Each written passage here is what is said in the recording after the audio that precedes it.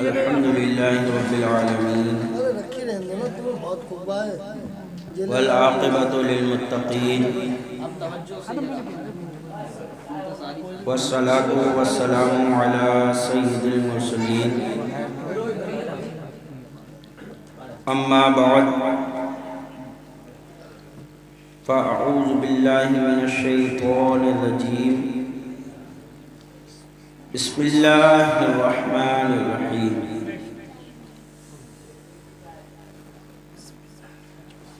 वमा खलक़्तुल जिन्ना वल इंसा इल्ला लियअबुदून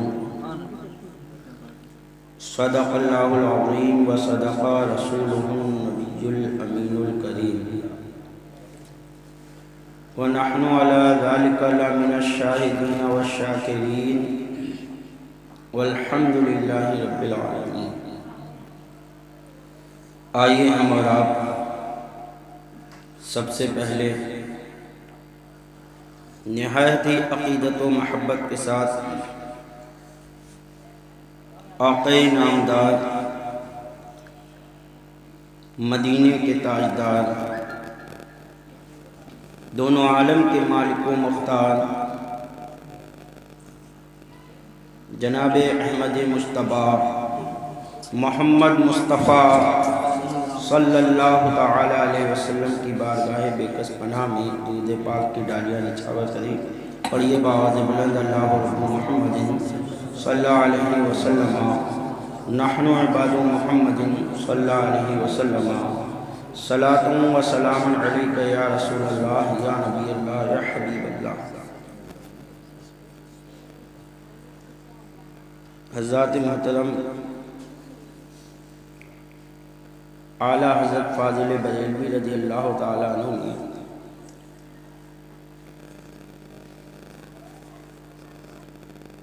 लगभग 100 साल से पहले सुन्नी मुसलमानों को आगाह करते हुए फरमाया था कि सूना जंगल रात अंधेरी छाई बदली काली है। सूना जंगल रात अंधेरी छाई बदली काली है, सोने वालों जागते रहिए चोरों की रखवाली है। यानी जंगल भी सूना है और रात भी अंधेरी है, और अंधेरी रात में फिर भी कुछ चमक होती, लेकिन उस पर से काली बदली भी छाई हुई। क्या मतलब हुआ? रोशनी का नामो निशान है ही नहीं, मतलब ये हुआ। और ऐसे अंधेरी काली रात में कुछ लोग रखवाली कर रहे हैं तो आदमी बेखबर होकर सो जाए, चलो कोई बात नहीं, अंधेरी काली रात है तो क्या हुआ, रखवाली करने वाले तो हैं।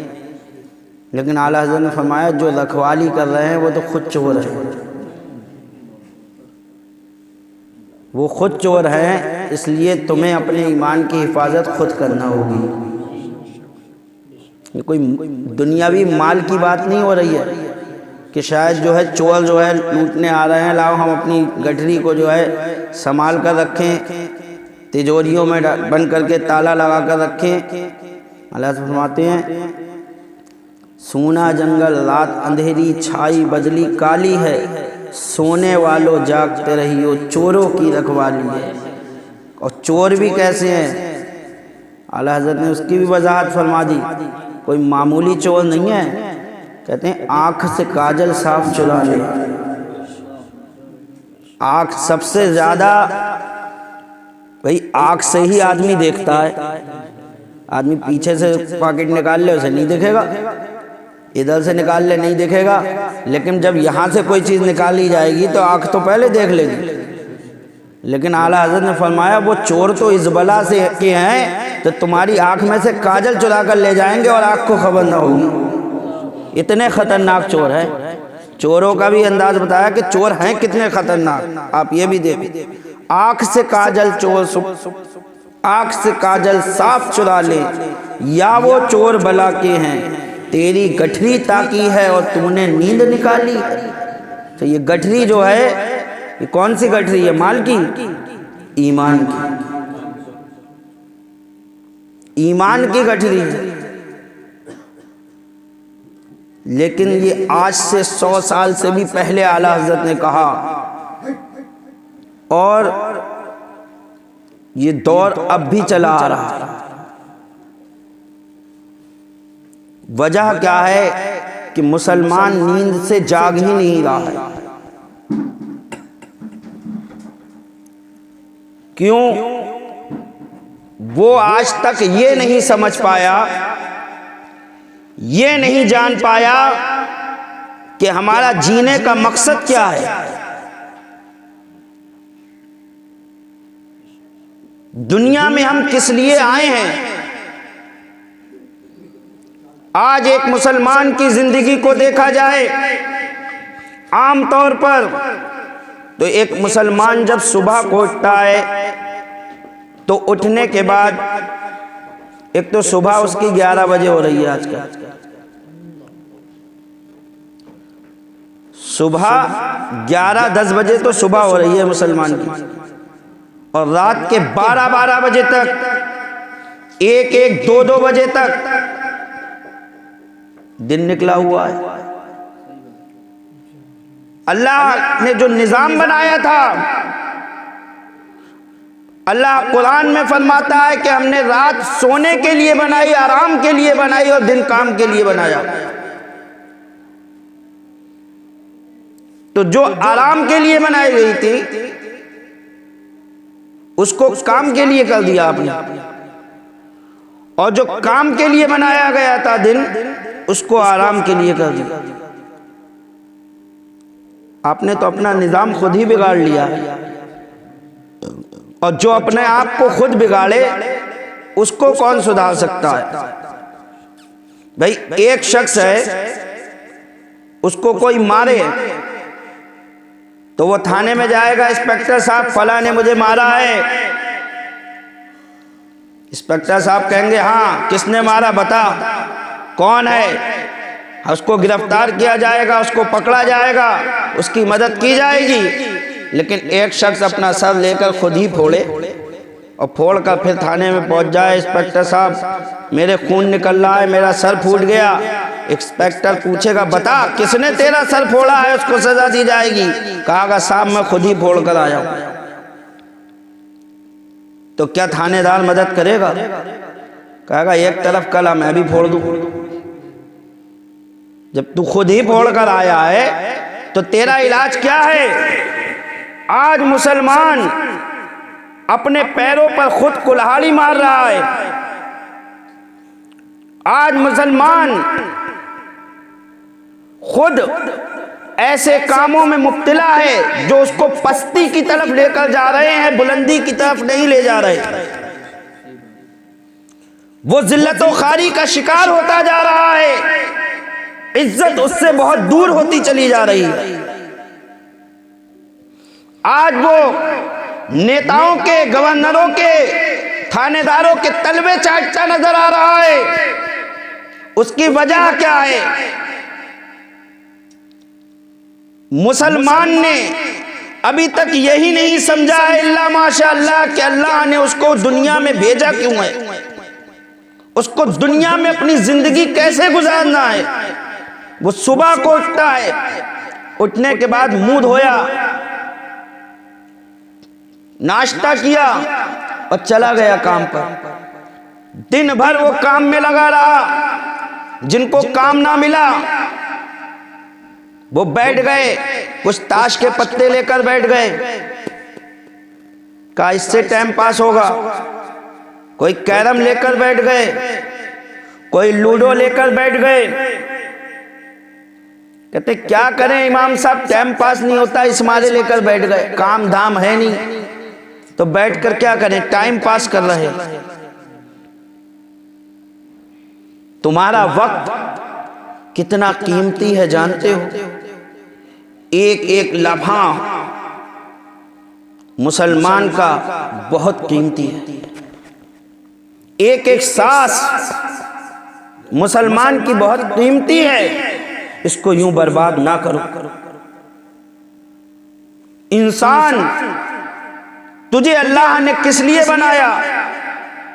जो काम पर गए वो काम पर गए, दिन भर काम किया उन्होंने, शाम को आए और आकर के फिर खाना खाया और फिर सो गए। यही मामूल ज्यादातर इंसान का है, बोलो है कि नहीं? ज्यादातर मुसलमानों का यही हाल है कि सुबह उठे, काम को पकड़ा, काम किया, शाम को आकर फिर बिस्तर पकड़ लिया। जो फालतू लोग हैं, काम नहीं करते, वो निकले, कोई लिंटरों पर बैठ गया, कोई चाय के होटलों पर बैठ गया, उन्होंने वहां पर गुफ्तगू की, अपना दिन जैसे तैसे गुजारा। शाम होते होते रात के 11, 12, 1 बजे तक उन्होंने जो कुछ करना था किया। कोई मैखानों में शराब के मजे ले रहे हैं, कोई डांस पार्टियों में डांस के मजे ले रहे हैं, कोई जो है कुछ करता नजर आ रहा है। मुसलमान अपनी जिंदगी इसी तरीके से रोजाना गुजार रहा। बता, क्या खुदा ने तुझे इसलिए पैदा किया था?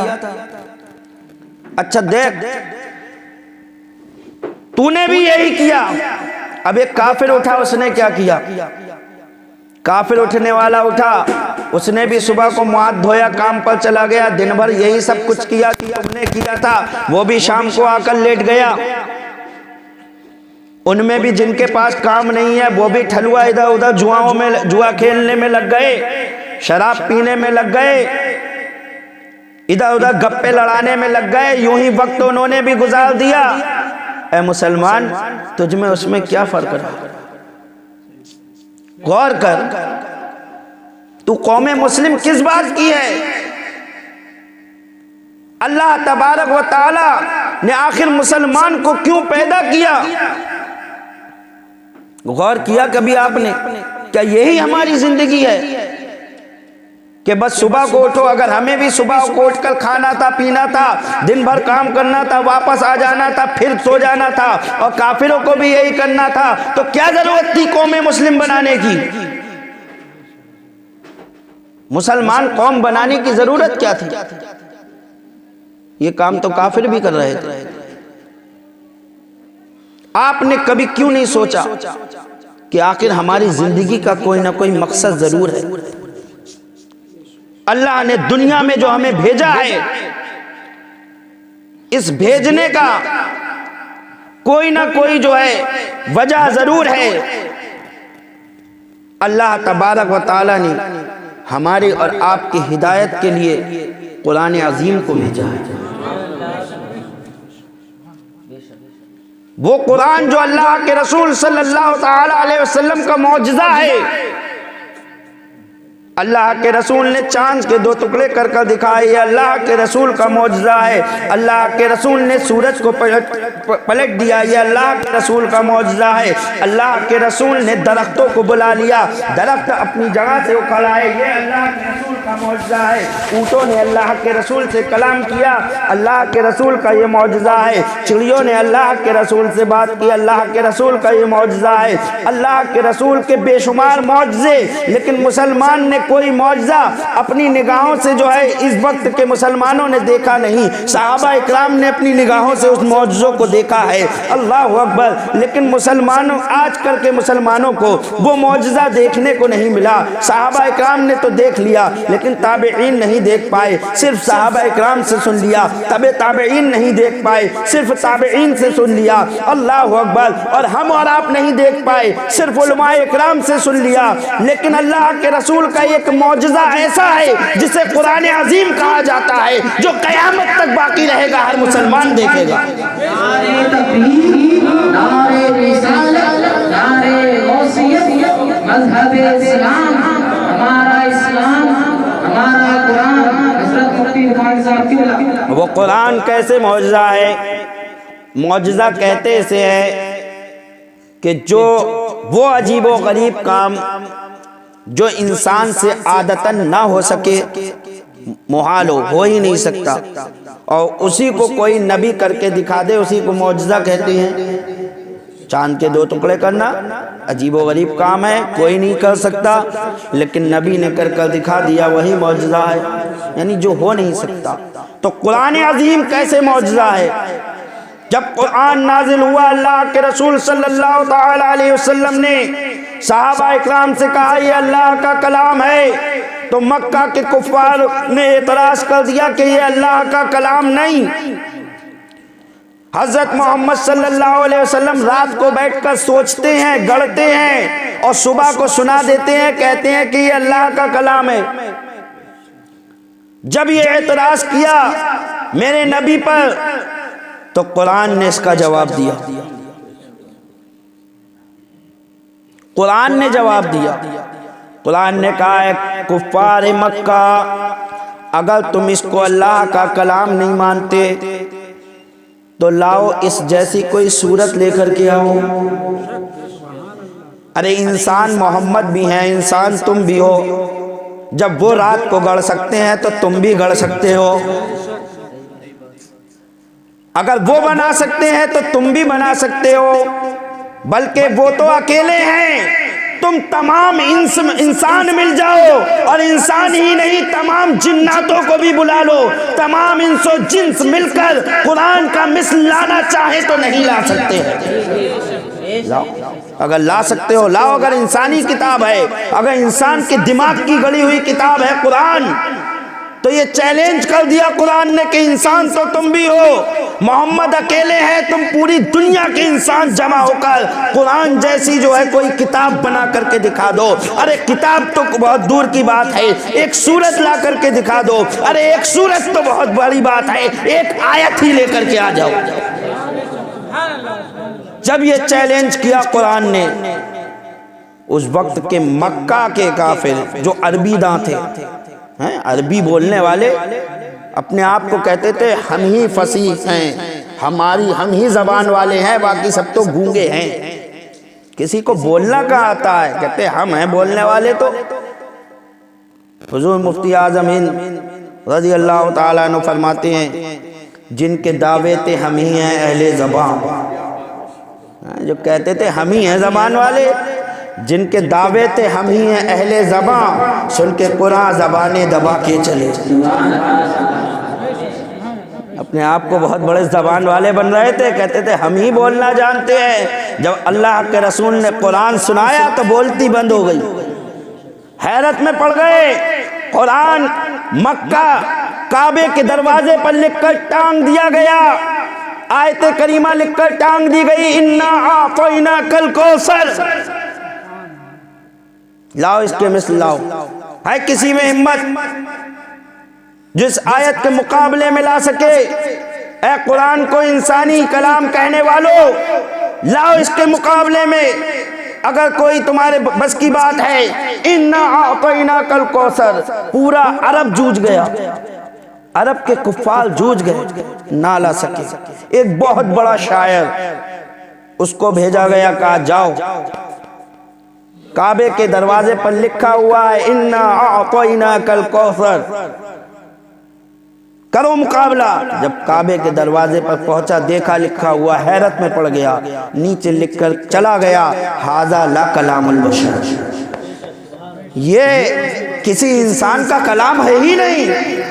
जब इंसान का कलाम हो तो मैं मुकाबला कर सकूं, बल्कि ये तो खुदा का कलाम है, इसका मुकाबला कौन कर सकता है? तो अल्लाह तबारक व ताला ने वो कुरान हमें और आपको अता कर दिया हमारी हिदायत के लिए, और फिर भी हम गैर कौमों को देख रहे हैं कि वो कैसे जीते हैं।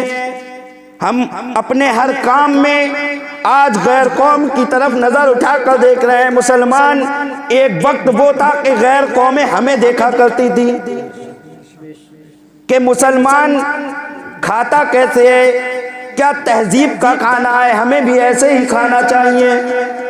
मुसलमान कपड़े कैसे पहनता है, क्या तहजीब के कपड़े हैं, ऐसे ही हमें पहनना चाहिए।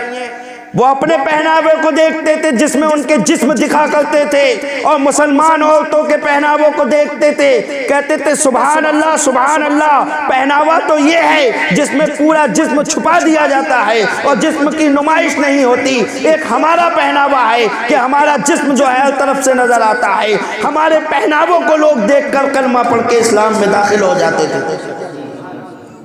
आज हमारी पहनावों को देखकर कहते हैं अरे ये तो खुद टी शर्ट पहनती है, ये तो मुसलमान की लड़की खुद जीन्स पहनती है। इसके गले में तो खुद दुपट्टा नहीं है।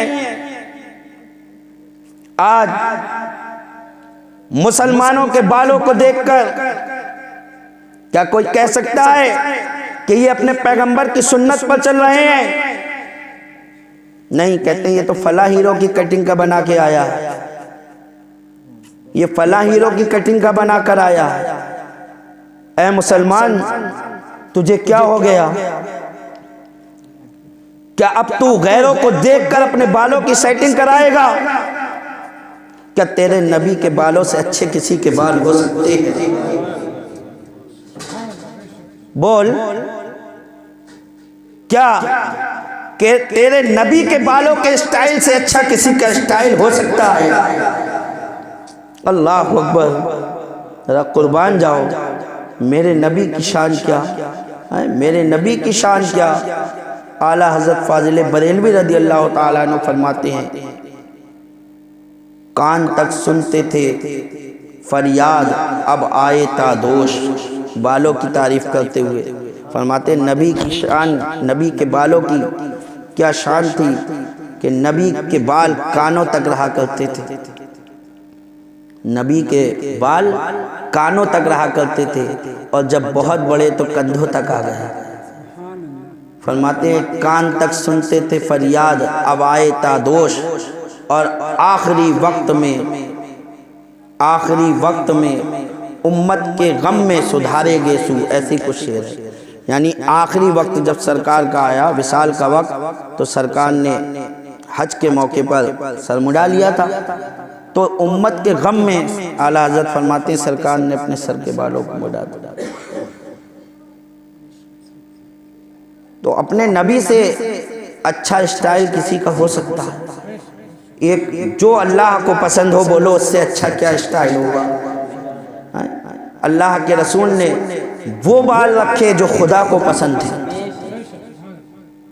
अल्लाह तबारक व ताला हमें और आपको अपने नबी के तरीके पर चलने की तौफीक अता फरमाए। हमें किसी गैरों की तरफ देखने की ज़रूरत नहीं है। मुसलमानों, अपने इन बालों को सुधारो। ज़रा खुद सोचो, कभी गौर करना देखकर कि क्या तुम्हारी सूरतें इसमें अच्छी लगती हैं? हरगिज़ नहीं। तुम्हें कोई टोकने वाला नहीं है, वरना कोई बंदर लगता है, कोई जोकर लगता है, कोई टोकता नहीं है असल में। अगर बाप टोके आकर बेटा ये क्या झोकरों जैसी सूरत बना दी, मोहल्ले वाले टोके अबे ये क्या है, कैसे सींग खड़े कर लिए ऊपर, ये क्या है, इधर गंजा इधर बाल। गंजा होना तो पूरा गंजा हो जा। ये कौन सा तरीका है? और ये सड़कें क्यों बना रहा है? तेरी गली की सड़क सुधरी नहीं है, तू सर पे सड़कें बनाने चला है। कोई इधर निकाल रहा है, कोई इधर निकाल रहा है। इस सब को अल्लाह के रसूल सल्लल्लाहु ताला अलैहि वसल्लम ने मना फरमाया। लेकिन आज मुसलमानों का बच्चा ये काम कर रहा है। और ऐ माँ बाप, तुम ये ना समझना कि तुमसे पूछगछ ना होगी। तुम माँ बाप थे, तुम्हारी जिम्मेदारी थी। आज हमारा बच्चा जो है ये गलत राह पर जा रहा है, बाल गलत कटा कर आया है, तो हम उसको टोकें। लेकिन ना, तुमने कहा अरे आजकल सब कर रहा है, करने दो, बच्चे का शौक है। शौक में तुमने अपने बच्चे को दीन से दूर कर दिया, सुन्नत रसूल से दूर कर दिया, इस्लाम से दूर कर दिया।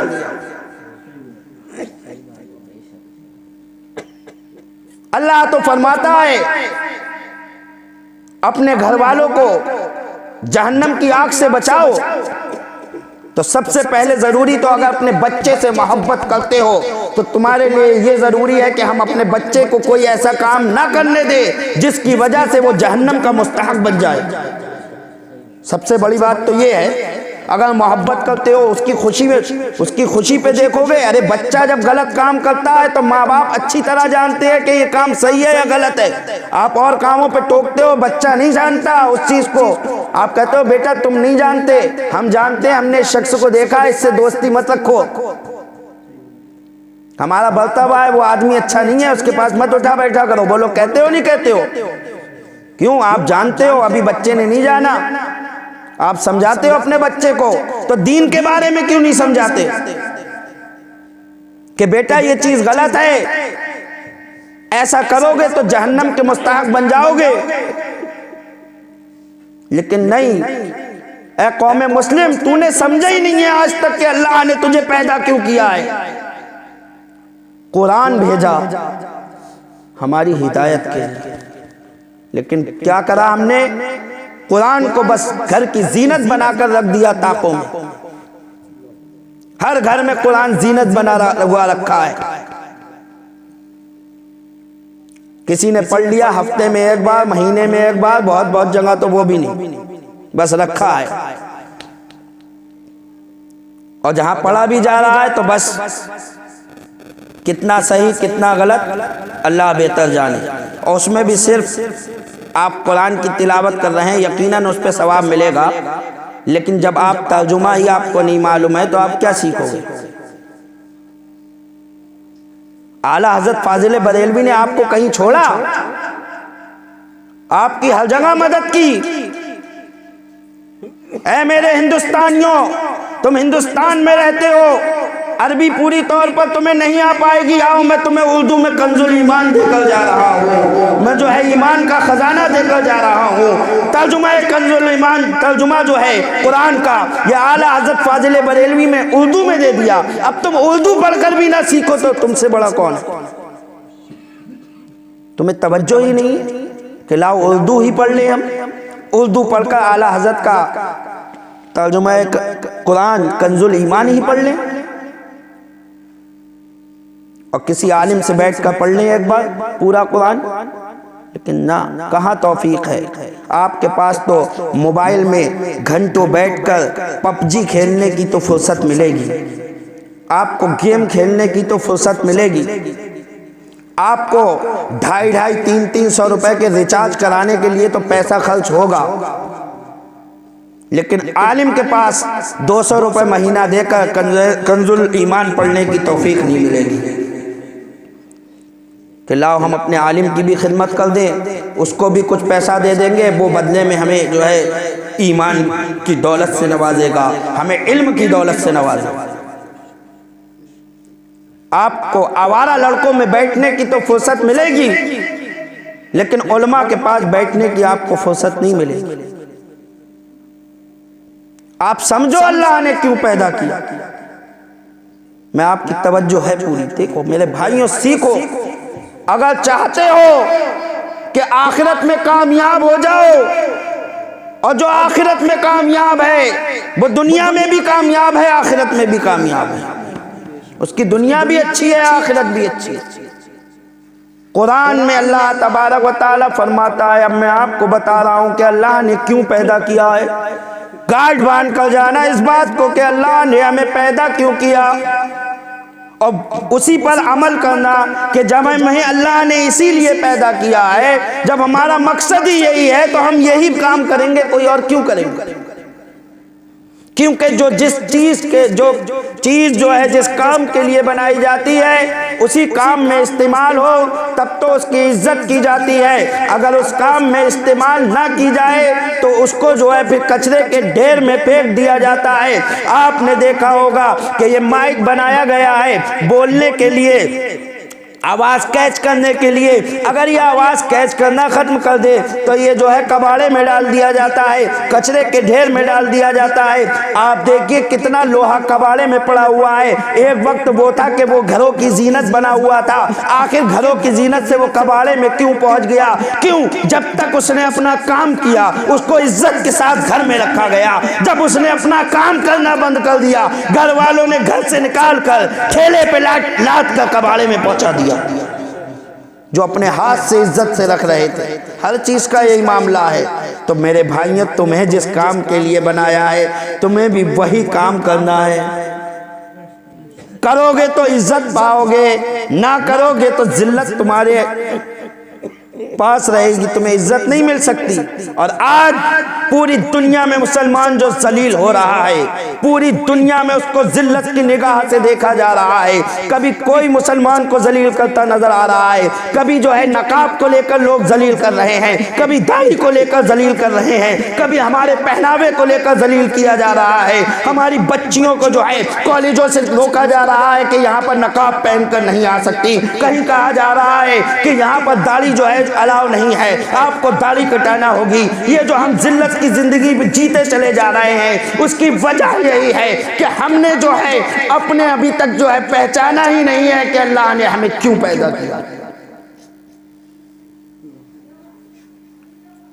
अल्लाह तबारक व तआला कुरान में फरमाता है, वमा खलक़तुल जिन्ना वल इंसा इल्ला लियअबुदून, हमने जिन्नों और इंसानों को सिर्फ अपनी इबादत के लिए पैदा किया है। बोलो किस लिए पैदा किया है? इबादत के लिए। किस लिए पैदा किया है? इबादत के लिए। कितने कर रहे हैं? अल्लाह ने तो कुरान में साफ फरमा दिया, आप देख लो उठा के कुरान में, वमा खलक़तुल जिन्ना वल इंसा इल्ला लियअबुदून, हमने जिन्नों और इंसानों को सिर्फ अपनी इबादत के लिए पैदा किया। इबादत के लिए पैदा हुए। जिस काम के लिए पैदा किया वो नहीं कर रहे हो। अपने दुनिया में आने के मकसद को पहचानो मुसलमानों। अपनी मस्जिदों को आबाद कर दो, वरना तुम्हारे घर वीरान कर दिए जाएंगे। हिंदुस्तान में वो दिन देखोगे तुम, अगर तुमने मस्जिदें आबाद ना की, अगर तुमने अपने जीने के मकसद को ना पहचाना, तो वो दिन दूर नहीं है कि तुम्हारे घर भी वीरान हो जाएंगे। वीरान पड़े होंगे, कोई रहने वाला नहीं होगा मियां, क्योंकि अल्लाह की मदद तुमसे हट जाएगी। और जब तक अल्लाह की मदद शामिल हाल नहीं है, तुम कामयाब हो नहीं सकते, याद रखना। और अगर अल्लाह की मदद मिल जाए तो तुम थोड़े होगे, लेकिन कामयाबी तुम्हारे कदम चूमेगी। अभी तुम 22 करोड़ से ज्यादा हो हिंदुस्तान की सरजमीन पर, लेकिन कामयाब नहीं हो रहे हो। तुम 22 करोड़ ना होकर सिर्फ जो है यहां पर जो है 10 करोड़ ही हो, लेकिन सब इबादत करते हो, तो तुम कामयाब न होते नजर आओगे। अल्लाह तबारक व तआला हमें और आपको अक्ल सलीम अता फरमाए। अपने जीने के मकसद को समझो। वमा खलक़तुल जिन्ना वल इंसा इल्ला लियअबुदून, हमने जिन्नों और इंसों को सिर्फ इबादत के लिए पैदा किया है। ऐ मेरी बेटियों, ऐ मेरी माओ, ऐ मेरी बहनों, सिर्फ मर्दों को नहीं औरतों को भी, इंसान में सब आ गए। जरा देखो हजरत फातिमा ज़हरा रज़ी अल्लाह ताला अन्हा को, हुजूर की बेटी, और कैसी बेटी। आज तुम्हें आटा पिसा हुआ मिल रहा है, आज तुम्हें मसाले पिसे हुए मिल रहे हैं, आज हर चीज तुम्हें पिसी हुई मिल रही है, तुम्हें कुछ नहीं करना। और चूल्हा भी जो है गैस का है, उस पर भी प्रेशर कुकर, जो थोड़ा बहुत पीसना पड़ता था सिल से वो भी खत्म, मशीन आ गई मिक्सर मशीन, वो भी खत्म। कितनी सहूलत। इतनी सहूलतें पाकर तुम अल्लाह की इबादत नहीं करती। हजरत फातिमा को देखो, अपने हाथों से रोज आटा पीसती थी, अपने हाथों से रोज मसाले पीसती थी। और पानी, आज तुम्हारे घर पर पानी का जो है अंबाल लगा हुआ है, टंकी खोली, कितना ही पानी, देखो मोटर चला दिया, लोगों के यहाँ पानी पे पानी आता चला जा रहा है। लेकिन हजरत फातिमा ज़हरा रज़ी अल्लाह ताला अन्हा जो है कुएं पर जाती, अपने आप डोल डालती और अपने हाथों से पानी निकाल कर घर लाया करती थी। इतना काम करती, यहाँ तक के आपके हाथों में रस्सी के निशान पड़ गए थे। उसके बावजूद इबादत का ये हाल था कि दिन में जो इबादत करती वो तो करती ही, जैसे ही रात होती ईशा की नमाज पढ़ती उसके बाद जो है बच्चों को हज़रत इमाम हसन इमाम हुसैन को सुला देती और सुलाने के बाद फिर इबादत के लिए जो खड़ी होती और एक सजदा जो करती, उस एक ही सजदे में पूरी रात ख़त्म हो जाया करती थी। एक ही सजदे में एक सजदा कर पाती थी और रात खत्म। कितनी लंबी रात है जाड़ों की, आप अंदाज़ा तो लगाओ ज़रा, कुर्बान जाओ। हज़रत फ़ातिमा सोती कब होंगी, ज़रा गौर तो करो, कब सोती होंगी जब एक ही सजदे में रात खत्म और दिन भर काम। कहती ऐ परवरदिगार आलम, तूने इतनी छोटी छोटी रातें क्यों बनाई हैं? कहते हो टाइम पास नहीं हो रहा है। अल्लाह की इबादत की तरफ आओ तो देखो कैसे टाइम पास होगा। एक ही सजदे में रात चली गई और कह रही बहुत छोटी रात बना दी। यही तो वो लोग हैं कि क़यामत के दिन जब 50,000 बरस का दिन होगा, अल्लाह के रसूल ने फरमाया कुछ के लिए ऐसा कर दिया जाएगा कि पलक झपकते ही पूरा दिन खत्म। तो वो यही है, वो हज़रत फ़ातिमा तो ज़हरा हैं कि वो अल्लाह की इबादत में ऐसी मशगूल कि एक सजदा किया पूरी रात चली गई और कहा है परवरदिगार आलम, तूने इतनी छोटी छोटी रातें क्यों बनाई हैं? कोई तो एक रात इतनी लंबी कर दे कि फ़ातिमा दिल खोल कर इबादत कर सके।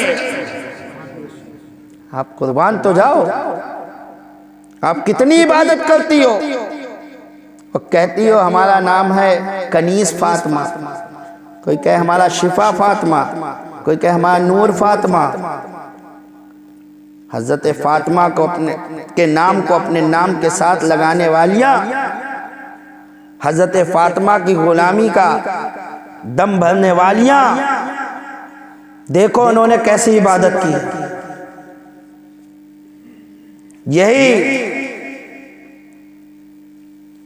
हज़रत फ़ातिमा के जो है शौहर हज़रत अली हैं कि जब आपके पैर में तीर लग गया था जंग के मौके पर और जोर से निकालता तो बहुत तकलीफ होती, हज़रत अली ने कहा रुक जाओ और नमाज की नियत बांध ली और कह दिया था कि जब मैं नियत बांध लूँ उसके बाद कोई भी तीर निकाल लेना। इधर हज़रत अली ने नमाज शुरू की, उधर किसी ने तीर निकाल लिया। जब नमाज से फारिग हुए तो पूछा मेरा तीर किसने निकाला? कहा है अमीरुल मोमिनीन, हमने आपका तीर खींच लिया। कहा कसम खुदा की मुझे पता भी नहीं चला कि कब कौन मेरे करीब आया और कब मेरा तीर खींचा गया। ये थे इबादत गुजार अल्लाह की बंदे। आज हमसे और आपसे 5 वक्त की नमाज नहीं पढ़ मिलती। अपने आप को गुलाम अली, गुलाम इमाम हुसैन कहने वालों कहाँ हो?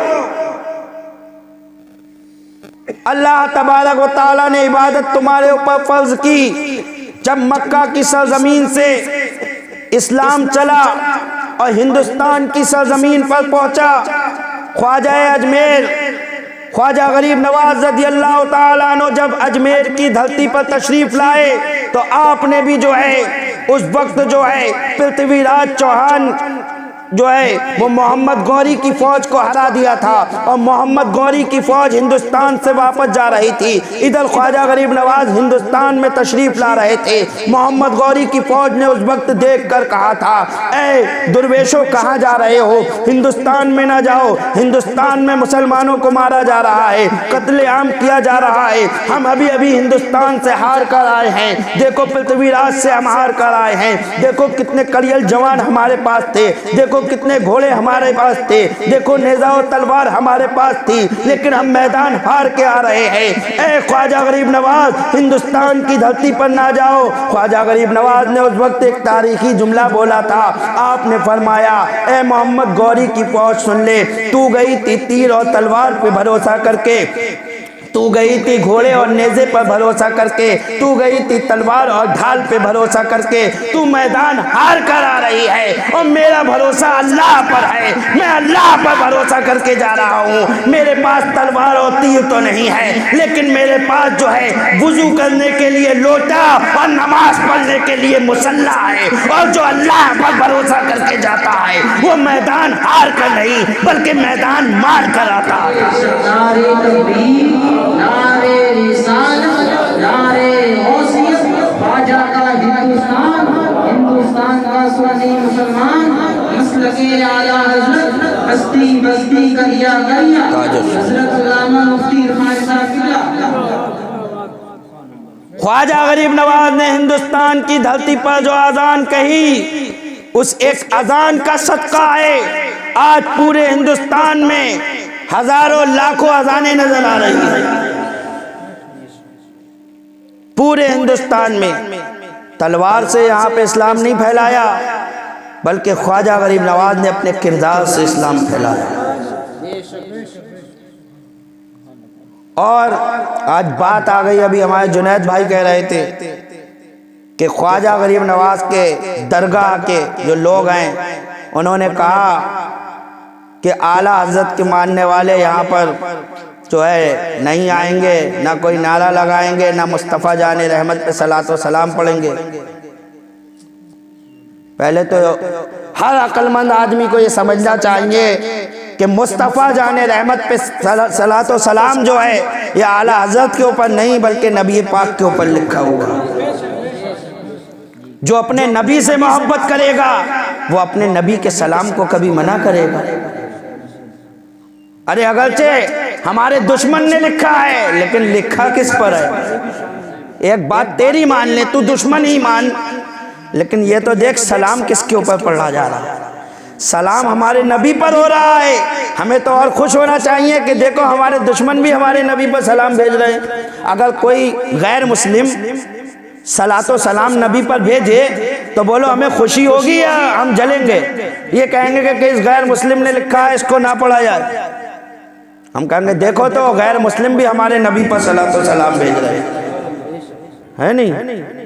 तो ये नबी से मोहब्बत होगी सच्ची तभी तो आला हज़रत फाजिल बरेलवी रज़ी अल्लाह ताला अन्हु से जलने की वजह से कह रहे हैं कि नबी का सलाम बंद करो। आला हज़रत का लिखा हुआ यहाँ पर ना पढ़ा जाए। नादानो याद रखो, आला हज़रत ना होते, और अब भी हम चैलेंज करते हैं, ऐ अजमेर के खादिमों, अगर कोई वहाबी मुल्ला तुमसे पूछे कि मज़ारों पर हाजिरी देना कहाँ से साबित है, साबित करो। अगर कोई वहाबी मुल्ला तुमसे पूछे कि मज़ारों पर दुआ मांगना कहाँ से साबित है, साबित करो, तो आला हज़रत की कोई किताब ना लेना। आला हज़रत ने जितनी हदीसें और जितनी दलीलें जमा की हैं उनमें से कुछ नहीं आना चाहिए। आला हज़रत की जमा की हुई हदीस नहीं आना चाहिए। वो तो आला हज़रत की मेहनत है, करो अपनी मेहनत और लाओ ऐसी हदीसें जो आला हज़रत ने जमा ना की हो, जिस पे आला हज़रत ने कलम ना चलाया हो। अब जवाब दे करके दिखाओगा तुम्हारी माँ ने दूध पिलाया है। कोई नहीं दे पाएगा, जरूरत पड़ेगी आला हज़रत की। अमा ये तो अपने हैं देवबंदियों में, मदरसा देवबंद में फतावा रज़विया रखी हुई है। और जब उनसे पूछा गया ये फतावा रज़विया तुम्हारे यहाँ क्यों, तो कहते हैं कि वो आला हज़रत बहुत बड़े आलिम थे, हमें भी किसी किसी बात में ज़रूरत पड़ जाती है। और ये बात किसने कही मालूम है? मैं ऐसे नहीं कह रहा हूँ, बहुत पहले उबैदुल्लाह खां आज़मी यही देवबंद के मदरसे में गए थे। इन्होंने खुद अपनी आंखों से वहाँ पे फतावा रज़विया देखी थी। अगरचे अब ये खुद जो है बिगड़ गए हैं, लेकिन इनका खुद का कौल था। मैं देवबंद गया, उस वक्त ये सियासत में तो थे, उस सिलसिले से जाना हुआ, तो कह रहे हैं मैंने मदरसा देवबंद में फतावा रज़विया रखी देखी, और जब मैंने उन लोगों से पूछा तो उन्होंने यही कहा कि उनके जो इख्तिलाफ हैं अपनी जगह, लेकिन उनकी काबिलियत अपनी जगह। तो आला हज़रत की काबिलियत को तो वो मान रहे हैं जो नबी के दुश्मन हैं, और तुम एतराज कर रहे हो। अरे ख्वाजा गरीब नवाज को तो देखो, उन्होंने आला हज़रत को कितनी इज्जत बख्शी है। तुम्हारे में मना करने से क्या होता है? जाओ, जब जो है कुल शुरू होगा और जब बसें आएंगी अजमेर को जाने वाली, जो बस इधर से गुजरेगी दरगाह आला हज़रत पर हाजिरी देती हुई जाएगी। गोया ख्वाजा गरीब नवाज कह रहे हैं, ऐ मेरे दरबार में आने वालों, बरेली की तरफ से आ रहे हो तो बरेली के शहंशाह को छोड़कर मत आना, बल्कि वहां पर बाजार पर हाजिरी देकर आना। अजमेर में कुल चलता है और लगता ऐसा है कि बरेली में कुल चल रहा है। जाकर देख लेना उन दिनों में कैसी भीड़ होती है। मैंने तो पढ़ाई के दौरान देखा है, इतने दिन की पढ़ाई का हजा हो जाता था, साइकिल लेकर अंदर जाने की हिम्मत ही नहीं होती थी। इतनी भीड़, सब सिटी पे बसें लग गई और वहां से जो भीड़ चल रही है, कौन लोग हैं? सब अजमेर को जाने वाले हैं। तो बरेली में क्यों आ रहे हो? कहा बरेली में आला हज़रत का दीदार करे बगैर कैसे जाएंगे? इन्होंने ही तो अजमेर का रास्ता दिखाया है। तो तुम्हारे मना करने से क्या होगा? तुम्हारे चंद लोगों के मना करने से कोई आला हज़रत की मोहब्बत तुम किसी के दिल से निकाल दोगे? आला हज़रत की मोहब्बत लोगों के दिलों में अल्लाह ने डाली है, और जिस अल्लाह ने जिसके दिल में आला हज़रत की मोहब्बत डाली है, किसी माई के लाल में हिम्मत नहीं है जो निकाल सके। मेरे भाइयों, ये एक बात अलग से आ गई, लेकिन जो बात चल रही है अपनी वो कि वमा खलक़ुल जिन्ना वल इंसान इल्ला लियअबुदून, हमने जिन्नों और इंसानों को सिर्फ इबादत के लिए पैदा किया। बोलो, अहद करते हो कि आज से नमाज के पाबंद बनोगे? एक इंशाअल्लाह तो वो होता है जो पक्के अज़्म के साथ कहा जाता है, और एक इंशाअल्लाह वो होता है इंशाअल्लाह। कौन सा वाला इंशाअल्लाह? दिल में पक्के इरादे के साथ, या वैसे ही इंशाअल्लाह? इंशाअल्लाह की बात आ गई, हाँ वैसे वाला ना हो इंशाअल्लाह। वो एक नवाब साहब थे और वो चले शहर घोड़ा लेने के लिए। जब घोड़ा लेने के लिए शहर पहुंचे तो मौलवी साहब से पहले मुलाकात हो गई। मौलाना साहब ने कहा, और नवाब साहब कहाँ जा रहे हैं? कहा शहर जा रहा हूँ घोड़ा लेने, और घोड़ा लेकर आऊँगा। तो मौलाना साहब ने कहा, हज़रत नवाब साहब यूँ कहा कीजिए कि इंशाअल्लाह घोड़ा लेकर आऊँगा। मौलाना साहब ने समझाया कि भाई आप इंशाअल्लाह ज़रूर कहा कीजिए। तो नवाब साहब अपने पैसे के गुरूर में चूर, बोले मौलाना जेब में पैसा, बाजार में घोड़ा, इंशाअल्लाह की क्या ज़रूरत? माज़ल्लाह रब्बिल आलमीन। इंशाअल्लाह का मतलब हुआ अगर अल्लाह चाहे तो कितना गलत जुमला बोल गए। बोले जेब में पैसा, बाजार में घोड़ा, इंशाअल्लाह की क्या ज़रूरत? मौलाना साहब ने कहा, आप जाने, आपका काम, मेरा काम समझाने का था, समझा दिया। चल दिए, ट्रेन में बैठे। जब वहाँ उतरे, घोड़े बाजार में पहुँचे और देखा कि घोड़ा पसंद करा, और जब जेब में हाथ डाला तो हाथ पार निकल गया, जेब काट ली किसी ने, सब खाली। अब नवाब साहब तो भिखारी हो गए, लौट के आने तक के लिए पैसे नहीं। ढूंढते फिर रहे, क्या करें, कैसे तैसे, जैसे तैसे परेशान हाल, भूखे, न खाना खाया न कुछ, भूखे फिरते फिराते जैसे तैसे अपने गांव आए। जब वापस आए तो फिर वही मौलाना साहब सुन गए। कहा, क्या हुआ नवाब साहब, आप तो घोड़ा लेने गए थे, खाली हाथ कैसे आ गए? तो बोले, मौलाना साहब क्या बताऊं, मैं जब यहाँ से ट्रेन पर चला इंशाअल्लाह, तो मैं जब ट्रेन में बैठा इंशाअल्लाह, तो मैं ट्रेन में बैठकर जब वहाँ पहुँचा इंशाअल्लाह, तो जब मैं वहाँ से जैसे ही उतरा इंशाअल्लाह, फिर मैं बाज़ार में पहुँचा इंशाअल्लाह। बाज़ार में मैंने घोड़ा देखा इंशाअल्लाह। घोड़े को देखकर जब मैंने जो है पक्की कर ली, जब जेब में हाथ डाला इंशाअल्लाह, तो क्या देखता हूँ, जेब कट गई इंशाअल्लाह। तो मौलाना बोले अब ऐसे इंशाअल्लाह से काम नहीं चलेगा, समझे? ये इंशाअल्लाह नहीं, इंशाअल्लाह दिल में पक्के इरादे के साथ अल्लाह पर अकीदा रख के कि जो करता है अल्लाह ही करता है, बगैर अल्लाह की मर्जी से पत्ता भी नहीं हिल सकता, तो इंशाअल्लाह काम का है। ये थोड़ी दिल में इरादा नहीं करेंगे ऊपर से कह दिया इंशाअल्लाह, वो नहीं, गलत। दिल में पक्का इरादा करो ये काम करेंगे, फिर कहो इंशाअल्लाह अल्लाह की मर्जी होगी तो कर लोगे, और अल्लाह की मर्जी नहीं होगी तो नहीं कर पाओगे। लेकिन आप तो पक्का इरादा करो। एक आदमी अज़्म करे हर काम में, हर नेक काम में आज से अहद कर लो कि हर नेक काम करेंगे तो इंशाअल्लाह कहकर करेंगे। जानते हो इंशाअल्लाह की ताकत कितनी है? इंशाअल्लाह की ताकत कितनी है? याजूज माजूज जो इतनी खतरनाक कौम है कि वो सब जहन्नम में डाले जाएंगे,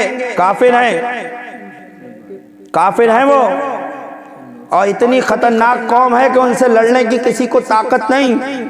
सिकंदर जुल्करनैन ने उनको 2 पहाड़ों के दरमियान आहीनी दीवार, लोहे की दीवार खींचकर उन्हें बंद कर दिया, क्योंकि वो आदमियों को खाने लगे थे। कयामत के करीब हदीस पाक में आया है कि वो जो है रोजाना उस दीवार के पास आते हैं, उस दीवार को तोड़ने की कोशिश करते हैं, बहुत तोड़ते यहाँ तक के तोड़ने के करीब हो जाते हैं, लेकिन शाम होती है और ये कहकर वापस चले जाते हैं, क्योंकि अल्लाह की अभी मर्जी नहीं है कि चलो कल तोड़ेंगे। जब दूसरे दिन वापस आते हैं तो फिर से उस दीवार को वैसा ही पाते हैं।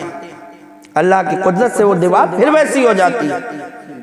हदीस पाक में आया है जब अल्लाह की मर्जी होगी और उनका बाहर आना होगा तो अल्लाह ताला उनमें एक बच्चा पैदा फरमाएगा, और जब वो दीवार को तोड़ने के लिए आएंगे, तोड़ते हुए जब शाम हो जाएगी और दूसरे दिन जब उनको निकलना होगा अल्लाह के हुक्म से, तो वो बच्चा जब वापस जा रहे होंगे तो वो बच्चा ये कहता हुआ जाएगा इंशाअल्लाह हम इसे कल तोड़ देंगे। तो इंशाअल्लाह की बरकत से जब दूसरे दिन वो आएंगे तो वो दीवार उनको उसी हालत पे मिलेगी, टूटी हुई, जरा सी रह गई होगी, और वो उसको तोड़कर फिर बाहर निकल आएंगे और वो कहर बर्पा करेंगे कि किसी में लड़ने की उनसे ताकत ना होगी। ईसा अलैहिस्सलाम मुसलमानों को लेकर कोहे तूर पहाड़ पर चले जाएंगे और तमाम कुफ्फार में वो कत्लेआम करेंगे। तो इंशाअल्लाह की ताकत देखो, अल्लाह तबारक व तआला हमें और आपको सबको जो है अल्लाह और उसके रसूल की इताअत और फरमाबरदारी करने की तौफीक रफ़ीक अता फरमाए। और मैं समझता हूँ कि आप लोगों ने अपने मकसद को समझ लिया होगा जीने के, ज़्यादा लंबा बयान करने की ज़रूरत नहीं है। बताना मकसद यही था कि हमें अल्लाह तबारक व तआला ने क्यों पैदा किया है। तो वमा खलक़तुल जिन्न वल इंसा इल्ला लियअबुदून, हमने जिन्नों और इंसानों को सिर्फ इबादत के लिए पैदा किया है। ऐ मुसलमान कौम, अगर चाहती है दुनिया भी तेरी संवर जाए, आखिरत भी तेरी संवर जाए, तो सिर्फ इबादत कर। किसी शायर ने क्या खूब कहा है, कर जवानी में इबादत काहिली अच्छी नहीं, गर बुढ़ापा आ गया तो बात कुछ बनती नहीं। मज़ा जवानी में इबादत करने का है, वो बुढ़ापे में मज़ा नहीं आएगा। वमा अलैना इल्लल बलाग। अस्सलामु अलैकुम व रहमतुल्लाहि व बरकातुहू।